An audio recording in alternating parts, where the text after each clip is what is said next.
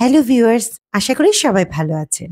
আজ আমি আপনাদেরকে জিরকোনিয়া ক্রাউন সম্পর্কে একটু ধারণা দিতে চাই। আজকাল অনেকেই জিরকোনিয়া ক্রাউন এর নামের সাথে পরিচিত, কিন্তু ম্যাক্সিমাম রুগীরই এই জিরকোনিয়া ক্রাউন সম্পর্কে ধারণা কিছুটা কম রয়েছে। তাই ভাবলাম আপনাদেরকে এই ক্রাউন সম্পর্কে কিছুটা ধারণা দেয়া যেতে পারে। জিরকোনিয়া ক্রাউন তৈরি করা হয় জিরকোনিয়াম ডাইঅক্সাইড এবং সাদা সিরামিক পাউডারের উপাদান থেকে। এই ক্যাপের সবচেয়ে ভালো বৈশিষ্ট্য হলো এই ক্যাপ ক্র্যাক হয়ে যাওয়া, ভেঙে যাওয়া অথবা ক্ষয় হয়ে যাওয়ার কোনোই সম্ভাবনা নেই। তাই এই ক্যাপ দিয়ে অনায়াসে শক্ত জাতীয় খাবার খাওয়া যায়। জিরকোনিয়া ক্রাউন কিন্তু তৈরি করা হয় একেবারে ন্যাচারাল টিথের অ্যানাটমি ফলো করে, so it looks aesthetically very good.